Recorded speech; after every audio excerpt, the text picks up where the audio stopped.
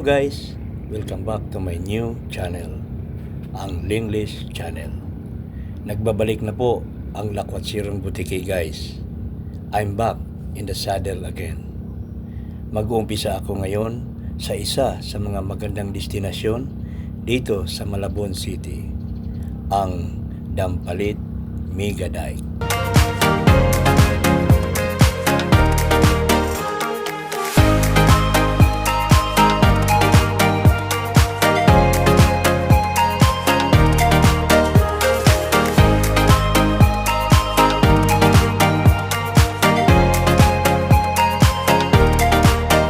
More than 2 months akong hindi nakapag-bike dahil na rin kasi sa pagkabisi konti sa trabaho at ibang mga gawain, at bukod doon, umuwi rin kasi ako sa probinsya para dumalo sa graduation day ng aking bunsong anak sa grade 12. Bukod doon, para makapagbakasyon na rin at makalanghap ng sariwang hangin. Lagi kong nakikita sa Facebook itong lugar na to sa Malabon. Kaya pagbalik ko galing bakasyon ay pinuntahan ko agad itong Dampalit Mega Dike. Mula Batasan Hills, Quezon City ay more than 23 kilometers lang papunta dito sa Dampalit. Hindi naman ako nahirapan pagpunta, pero matagal kong natuntun kung saan ang right way patungo dito. Medyo madami rin pasikot-sikot na daan bago makarating dito. By the way, second time ko na nga palang makarating dito. The first one ay yung bago nadukot yung cellphone ko.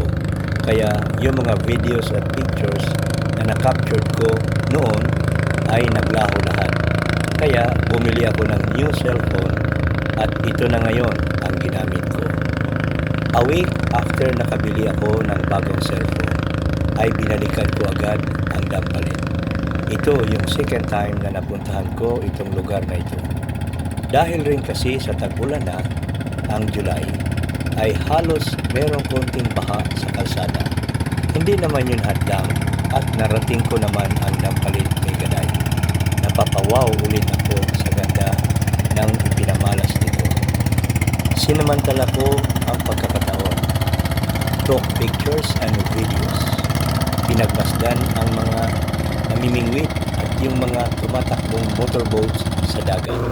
Tinawid ko yung kabilang labasan ng dike, estimated 6 to 8 kilometers. Medyo mahaba-haba rin at doon ako lumabas, pauwi. Ito na. Paglabas ko ay medyo mataas ang baha sa kalsada. Huminto muna ako, pero paghinto ko ay biglang nalaglag ang cellphone ko na nakalagay sa bulsa sa likuran ng aking jersey. Nalungkot ako, syempre, bago pa tapos nalaglag agad, pero nangyari na. Wala na akong magawa at nagasgas na agad. Binalik ko sa bulsa sa likod ng aking jersey ang phone, sabay arangkada ng bike para makatawid ng baha at iwas din mabasa ang aking shoes. Noong nasa gitna naman ako ng baha, bigla na namang nalaglag ang phone at nalublob sa tubig. Dinampot ko agad pagkalaglag at nabasa na tuloy pati sapatos ko. Umahon na ako doon sa tabing kalsada at chinecheck ang kalagayan ng phone ko. Sa awa ng Diyos, gumagana pa naman.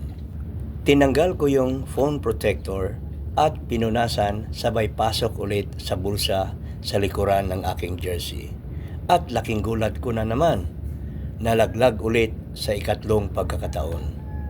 Dito ko na-discover na butas pala yung bulsa na pinaglagyan ko ng phone.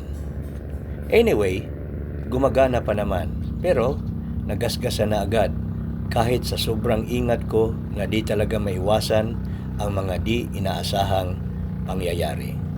Ang kaligayahan ko nang makita ang kagandahan ng Dampalit Mega Dike ay napalitan ng pagkadismaya dahil sa di inaasahang pangyayari na yun. Pumarurot ako pa uwi, pero pagdating doon sa may intersection ng Pangpulo ay umihit ako papuntang Bando, Bulacan. Doon na lang ako tumawid at nagpalipas ng sama ng loob at nagpapasalamat pa rin na sa kabila ng di inasahang pangyayari gumagana pa naman ang cellphone ko.